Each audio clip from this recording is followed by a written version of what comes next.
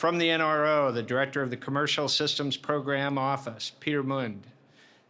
This is the office within the GEOINT Directorate at NRO responsible for procuring commercial imagery to meet IC and Department of Defense needs. He's also, I think a lot of people actually know Peter from his time as the NRO lead for the NRO NGA Commercial GEOINT activity, the CGA. Please welcome Peter Muend.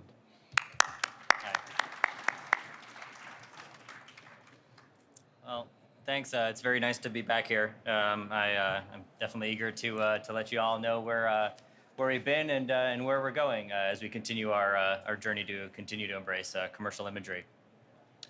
So a little bit kind of recapping all the way back to 2018. That's really when we stood up this program office. We definitely realized through the course of the commercial GEOINT activity that the NRO needed a place to formally and with all the deliberateness it's known for by commercial imagery. And so as a result, we stood up a formal program office right alongside all of our other program offices. So when we look toward our future architecture, we can do absolutely, exactly what statute policy drives us to and make sure that we procure commercial imagery everywhere we can and only build those systems that we have to in order to meet our harder targets.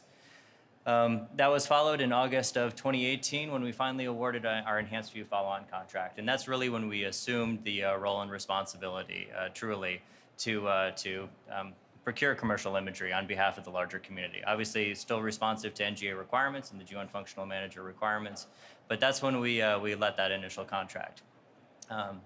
Obviously, the community was very, very keen on making sure that the terms and conditions of that contract stayed exactly the way it was. There was no deplenishment in capability, the same licensing structure, the same scope, the same flexibility at the same price. And we were able to preserve that. And not only that, but we followed that up a couple months later with adding 3 additional option years onto that contract to make sure through 2023 that we can continue to provide that capability. That really is our first steps towards embracing truly a joint commercial and national architecture, making sure that, again, we buy that commercial imagery everywhere we can and only build those national systems where we have to. But that's where we were. Dr. Mink a little bit talked about it yesterday, but I want to speak about where we've come since then and since that initial contract, because that's frankly where most of our energy has been spent and really the exciting part of that. So as I said, we want to buy commercial imagery everywhere it meets our needs. Obviously, if it doesn't meet our needs, we're not going to buy it. But where it does, we absolutely want to be there first or second in line to purchase that imagery. That really does. And what we buy really is driven by the GEOINT Functional Manager's requirements. We talked a little bit about that yesterday, but that really is important. NGA and the director of NGA specifically articulates those requirements to us. And then where we can see the commercial imagery and providers and where they meet our needs, we'll absolutely be there to buy it.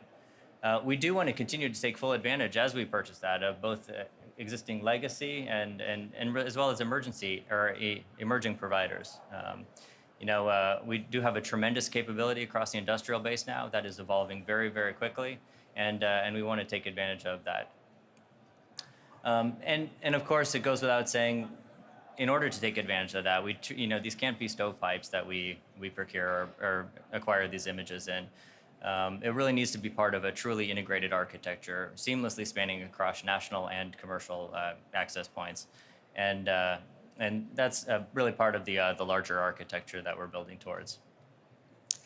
So a little while ago, we got our formal validated requirements, which included frankly, a dramatically increasing scope and scale of commercial class requirements. And that's pretty exciting because that means that we're going to be buying a lot more commercial imagery than we have in the past.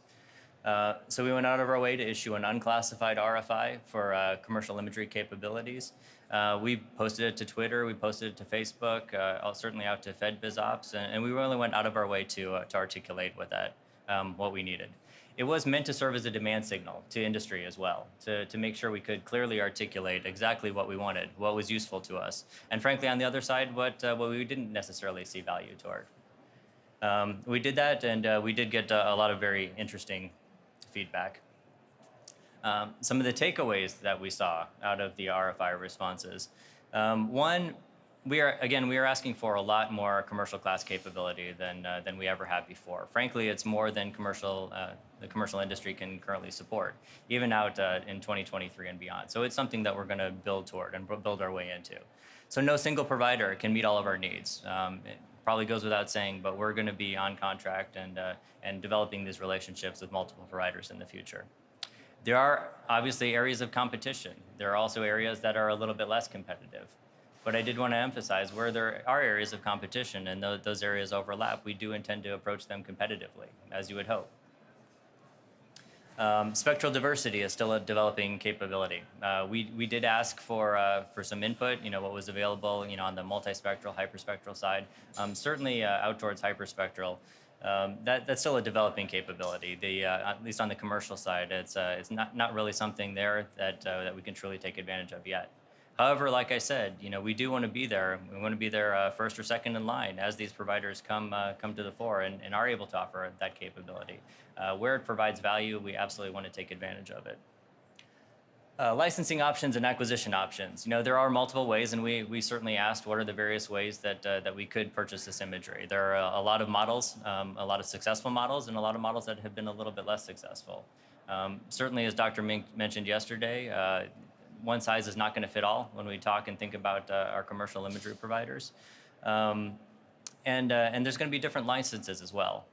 I would want to emphasize, though, that licensing is a key aspect. The shareability of commercial imagery is very, very important. And that being unclassified imagery, it makes it very well suited for a very broad distribution.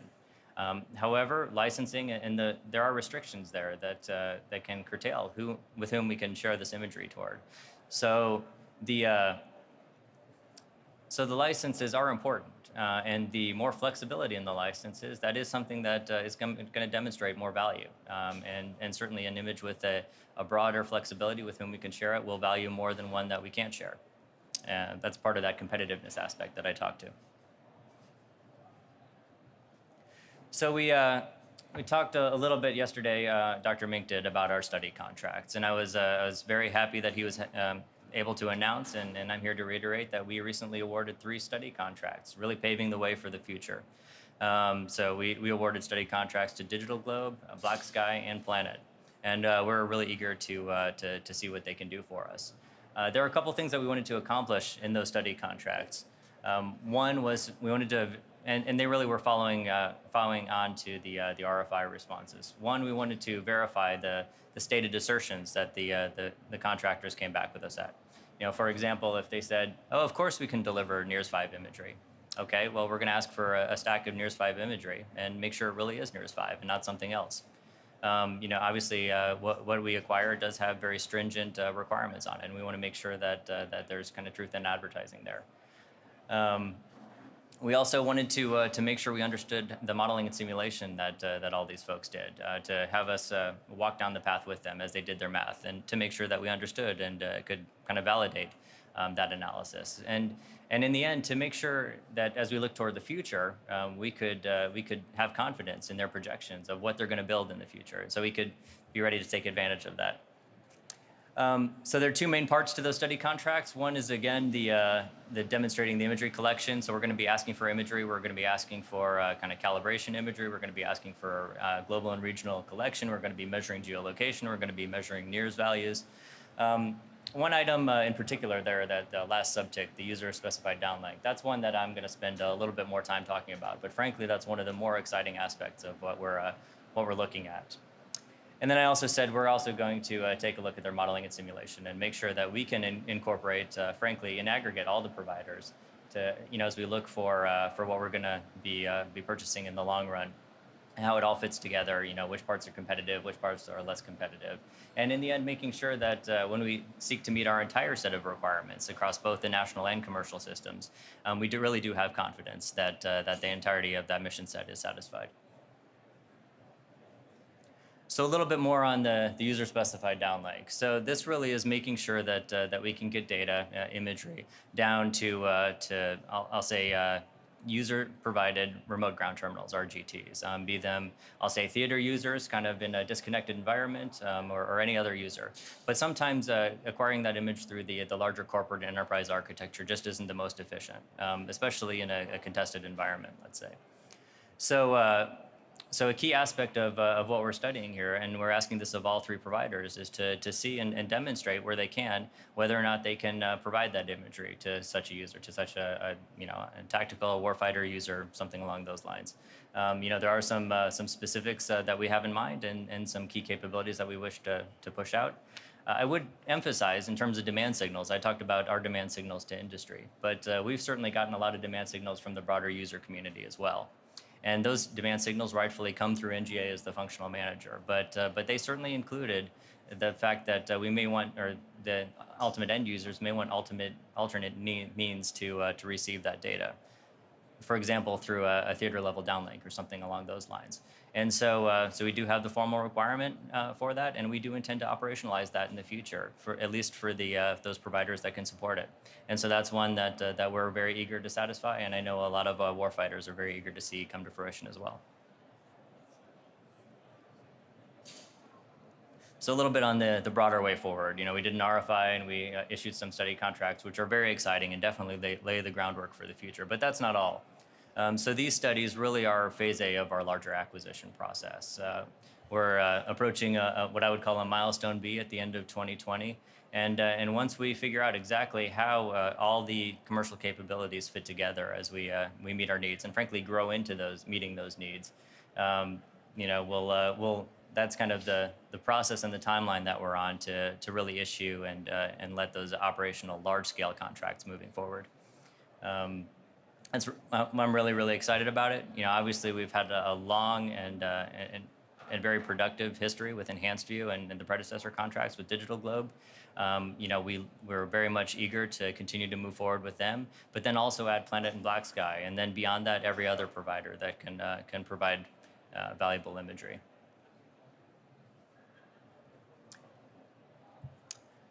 And then lastly, I'll just close with this before we dive straight into the questions and answers. I did mention we're looking to buy imagery, we're looking to buy this commercial imagery, but we're not looking to buy this in a vacuum. We're looking to buy this as part of a much larger integrated architecture right alongside our national capabilities. So what we are building, beyond just the contracts that we're putting in place, is a ground architecture that can seamlessly take advantage of both national and commercial imagery. Flowing through the NRO architecture, the NGA architecture, and all the way back to the broader user community. Frankly, in the end, it shouldn't matter what source specifically an image comes from, as long as that source meets the requirements, both the technical requirements as well as the releasability requirements and all the other aspects of it, to include security, of course. But we are trying to deliberately create an architecture that can make maximum use of all the imagery, national or commercial, that we procure, and make sure that we not only can seamlessly task between those assets, but frankly, I'll say seamlessly combine those images on the backside as well. And it's incumbent upon us to make sure that we squeeze every bit of value out of that imagery on its way back to the user community. So I believe that's my last slide. So with that, any specific questions? We've been getting many questions. I encourage you to write your questions and submit them through the people walking the floor here, but we already do have, you've sparked many. A first one, is NRO only buying just the imagery or also value-added services in your new commercial strategy based on use of commercial imagery? Yeah. So what's your sense of that balance between the imagery and services? Our acquisitions are focused on buying commercial imagery. We are buying the pictures. The intent behind that is if NGA or on behalf of the broader community needs a picture, we'll be able to provide that picture either from a national or a commercial source, whatever is the most appropriate, in line with both the technical capabilities, national policy, and everything else that factors into that equation. It is focused on the imagery, though. We are buying pictures. The way we kind of split the roles and responsibilities between NRO and NGA moving forward is that NRO would be responsible for commercial imagery. But if you climb that value chain and really are looking at the analytic or the analytic result, that would continue to be NGA's to procure. Okay, related question, quoting here, interesting move to post the RFIs to social medias. What has been the response? Did you have metrics in mind to determine if that was successful, and if so, has it worked? We did want to very deliberately approach some providers that we wouldn't have been able to reach through traditional means, and I think we were successful in that. We did get some responses that we weren't expecting. We got some responses that we were expecting. So it was kind of a mix. I think we're just beginning down this path in terms of reaching out to a much broader set of industry partners, and I think we'll learn and grow over time. All right, interesting one. Will NRO buy and operate commercial class imagery satellites or continue to buy just the imagery from commercial suppliers? Our focus, at least as we seek to meet our requirements, is to buy commercial imagery. Part and parcel to that is making sure that we, I'll say, contract with commercial providers who can purchase that imagery. That means they operate, they fly, they have title to those assets as well. So our focus is on buying that imagery. Okay. I'll add there are lots of different ways to purchase that imagery, but in the end, that's what we're buying. So maybe you could expand on that. Lots of different ways to purchase. So lots of different contract types, from service level agreements to other things. A lot of that is what we're noodling through as we decide exactly how to approach those large scale procurements come 2020. Are you learning any lessons from other IC elements and DoD in terms of how they're discriminating among those different options? Yeah, no, certainly. We do have a lot of dialogue with a lot of other executive branch partners, frankly, a lot of other providers across industry as well, as they've shown successful models and less successful models as well. So we're trying to take the best of breed from everywhere we can get. Okay. Here's another somewhat specific question. Peter, will radar be part of the scope of future acquisitions? So maybe you could talk a little about the whole multispectral Yeah, environment. no, certainly. So yes, in terms of future acquisitions, commercial radar, to the extent it provides value, we'll be there in line waiting to purchase it as well. In the end, on the EO side, we're a little bit more mature there. It's a little bit more mature industry, a little bit more mature market as well, and the providers are a bit further along also. So we understand very well exactly how to buy that, the underlying requirements, what we expect from it, and how we purchase that. On the radar side, we're a little bit less mature. But the same logic holds that drives us on the EO side to if a commercial provider is able to provide a capability that meets our need, we'll absolutely take advantage of that. There's no reason that we wouldn't purchase that if it meets our needs. Okay. This is an interesting one. They've all been interesting. This one is somebody who's thinking about the implications. There appears to be a clear shift in focus for commercial imagery. Is there also a concomitant cultural shift within the NRO? I think so. Although, frankly, not as much as some folks expected. A lot of folks were really worried when the NRO initially assumed our role and responsibility with commercial imagery that we wouldn't do it justice. But hopefully you've seen. I certainly feel that we have done exactly the right thing. In terms of having a very deliberate discussion, making sure that we buy access and buy the commercial imagery everywhere that we can, build the national systems where those commercial systems don't exist. I think we have followed through with that commitment in line with policy as well. Has that made your work easier? No, it's certainly a lot of work. But frankly, it's all productive work, and everybody is tremendously supportive. Not only just inside the NRO, but outside the NRO as well.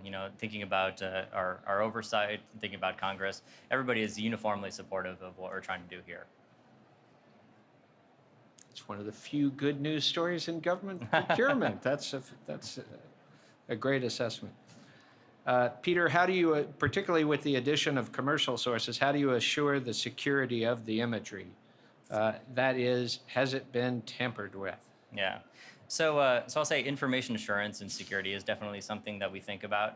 But one of the other things that I'm very cognizant of as well is we don't want to turn commercial imagery providers into something that they're not, right? It'd be very easy for us to turn what is effectively a COTS product into a GOTS product. And we don't want to do that. So it is definitely a bit of a balancing act, recognizing, we want to take advantage of all the efficiency, and opportunity that's out there, but we don't want to strangle it either. So we are taking a lot of time and energy, making sure that we approach it exactly the right way, both working with the commercial providers and working outside their architecture as well. Okay. A major theme of much of this conference has been artificial intelligence and AI, ML. Here's a question. How does NRO expect to bring AI, ML to the table on commercial imagery? Yeah, so we obviously the NRO does an awful lot with artificial intelligence and machine learning. I think my emphasis would be to make sure that we're able to expose commercial imagery to the same sort of AI and ML that we're doing everywhere else. It goes back to really making sure that we have a truly integrated architecture so we can take maximum advantage of all the imagery coming through the system. Back on the process, I find this an interesting one. Because of your presentation, maybe people are learning about your commercial focus. Quote, what is your process for including emerging providers which did not participate in the RFI responses? Yeah. So, obviously we're operating on the information that we have. So making sure that we get better information if that information is out there is paramount. I do recognize, though, that what we're setting up now is not going to be the final answer forever. This will be very much an iterative process. It's iterative because our requirements shift over time, and it's iterative because the industry capabilities are constantly evolving as well. So yeah, it'll be a long-term continual discussion moving forward. Okay. Peter, could you expand on the difference between the procurement and the study contracts, and how are you tapping ideas and talent in small businesses, for example, for the study contracts? Well, so the study contracts were focused on commercial imagery providers that could actually provide commercial imagery. That's one of the things that we wanted to measure. So where we saw extant capability there that we could potentially leverage, we wanted to understand exactly how and where we could take advantage of that imagery. So that's really where our focus was. So that understanding will lead to some future acquisitions and procurements as we intend to satisfy our larger requirement set. And as I mentioned, that requirement set is definitely evolving, and it's getting a lot bigger when we think about commercial class requirements. So yeah, there's a tremendous amount of opportunity there, and as we know, sometimes we don't know what we need, when we first set out on this journey. So I fully expect that those needs will evolve over time. Very good. I was intrigued by your mention of using modeling and simulation to validate the study responses. Could you expand on that use? Of course. So we part of what we would like to establish is really a good understanding of what the commercial providers can bring to the table, and make sure that we can understand their projections about how their constellations and their capabilities will grow over time. So that's really the crux of what we're trying to accomplish with the modeling and simulation. Make sure we have confidence and develop confidence in their work. And then as well on our side, be able to aggregate that into, I'll say, the larger set of capabilities that need to meet our needs. This sounds like someone who was listening to Sue Gordon's presentation this morning. Peter Odie and I wants the IC to put out more unclassified information with standing, which was her discussion this morning. Will this be a factor in your contract decisions? I think it certainly dovetails quite nicely with that intention. Certainly one of the key utilities of commercial imagery is that it's unclassified, so we can use it in multiple venues, and by doing so, we can establish and show actual behavior that we're seeing out there in the world, and I think that's very supportive to that intent. And I'm like the questioner. I'm also interested in that notion of how you define standing. In terms of the, essentially the validation that you're layering on to the unclassified information, so that it comes with an assertion of validity to a certain degree. Is that something that you've begun doing for unclassified information? So I would say we don't necessarily do that. I would principally look to NGA, who does provide the analytic content on top of the imagery that we deliver. They're the ones who really do that assessment and can use all the data that we make available to NGA and the broader community, both imagery and otherwise. Did you consider non-U.S. providers, and for example, in CGA, and what's your stance on non-U.S. providers for commercial imagery Yeah. going forward? Yeah, so when we look to potential non-U.S. providers or the types of companies that we look to acquire imagery from, national policy does drive us to first and foremost consider the domestic commercial remote sensing industry base, and so that's where our focus is. I think part of that we're looking at remote, part of it is how is the company, the ownership, the funding, investments, those sort of things. Another part is the remote sensing license as well, to make sure that the companies, I'll say, behave in the way we expect them to, as good stewards. Okay. How would you rate CGA's overall successes and failures with some examples of each? So I think probably the biggest success and one of the intentions behind CGA is to figure out a new way of thinking about and interacting with the commercial industry, making sure that we were able to lean a little bit further forward, really understand what was out there in the commercial industry.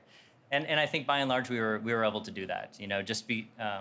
Just because I'll say CGA doesn't necessarily exist as such anymore doesn't necessarily mean that those functions have gone away. Frankly, if anything, they've been institutionalized into the broader agencies, which is what I think one of the strategic outcomes really was. I know NGA is moving forward very organizationally to really take a structured look at what commercial industry can do in their SC organization under Dave Gauthier. And I know the NRO has made some modifications as well, and one of which, frankly, was the stand-up of my office to make sure that we could buy all the imagery we need with with exactly the same deliberateness as we buy everything else. We've had multiple questions on the study contract, so I think the detail that you provided there really caught the eye of people. Here's a question: can you say anything about how the study contracts for Planet, Maxar, and Black Sky are different from the contracts they had before under NGA? Well, so I think they serve different needs. Our study contracts are very focused in making sure that we understand the capability. Make sure that we can measure the imagery, make sure it's at a quality and quantity that we expect. The constellation has the horsepower that the folks asserted. That wasn't necessarily the focus of some of those other contracts that just did want to buy imagery or prove out other things for other purposes. We're trying to lay the groundwork for those future large-scale operational acquisitions, though, and procurements. So how would you see, in terms of a timeline, the role of study contract to large-scale procurement? Yeah, so as I said, we have our milestone right now nominally out at the end of 2020, fiscal year 2020. And so we intend to use the time to learn everything that we can about what the providers are able to bring to the table, and then put together a larger acquisition strategy to put in place those operational contracts at that time. Deputy DNI Sue Gordon committed the IC this morning to partner with federal civilian agencies. How can the NRO meet this commitment?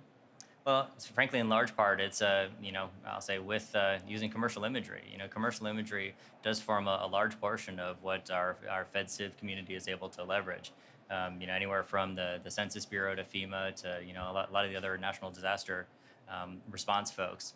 So I think continuing to leverage and frankly building upon the additional capability that we're bringing to bear, I think all bodes well for the FedCiv community. Okay. How would you characterize the appetite for truly disruptive, out-of-the-box commercial approaches for next-generation imagery? I would hope we're open to it, right? I think we can acquire imagery from almost anywhere as long as it provides value, and that is something that I would come back to, though. Just because something is for sale doesn't mean we need to buy it. It does have to meet a need. We certainly are flexible in that, but where it does provide value, we should absolutely take advantage of it, regardless of how it comes forth. So that's interesting. So now you're part of a cohort of procurement and acquisition people across the IC. It would be unfair to ask you who does equally well or better than NRO, but where do you see pockets of excellence? All the different agencies have different focus areas, and all excel in their respective areas in different ways. Certainly one of NRO's fortes is acquisition, though, and we do it pretty well. It's a very politic Yeah. answer.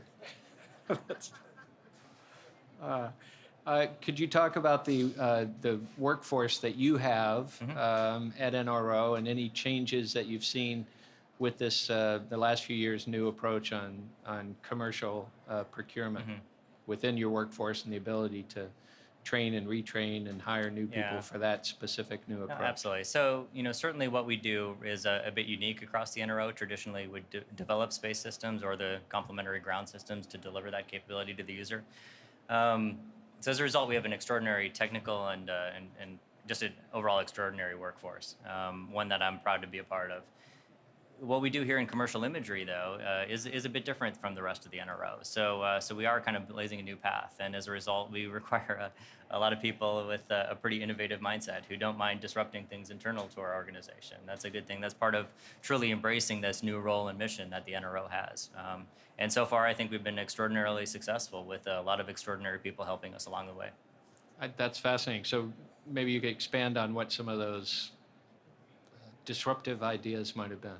Well, it's just, we're not building satellites to meet needs, right? We're interacting with a commercial sector in a way that the NRO hasn't done in its past, generally speaking, and that's required some different skill sets, some different levels of openness that I think overall we've been pretty successful in. Sort of a theme with this question.